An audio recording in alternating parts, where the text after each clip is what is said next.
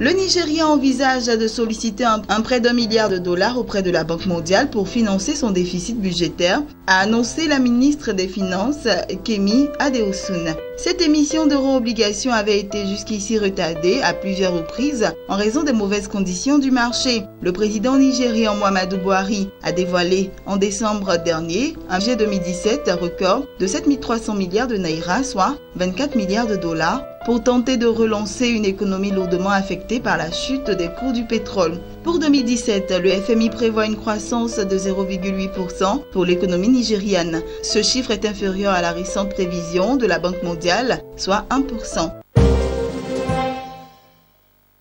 Le gouvernement zimbabwéen a instauré le relèvement d'une taxe de 15% sur les denrées alimentaires de base. La taxe affecte entre autres la viande, les céréales, le riz, les pommes de terre, la margue et le poisson. L'annonce de la TVA a été critiquée comme suicidaire par le mouvement pour le changement démocratique qui a estimé que cela conduirait inéluctablement à une forte augmentation des prix des denrées alimentaires et une perte de pouvoir d'achat. En 2016, le gouvernement a interdit une série d'importations alimentaires en provenance de pays voisins tels que l'Afrique du Sud dans le but de stimuler le marché local alors que l'économie connaissait une pénurie de devises étrangères.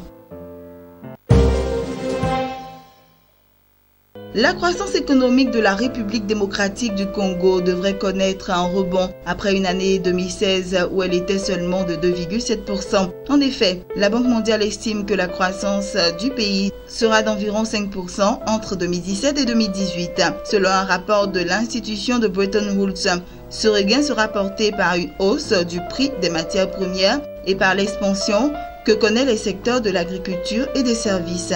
La RDC, qui est le leader africain du cuivre, a vu son économie affectée par la chute des cours des matières premières enregistrée durant les 2 dernières années. En 2016, le franc congolais a perdu 40% de sa valeur.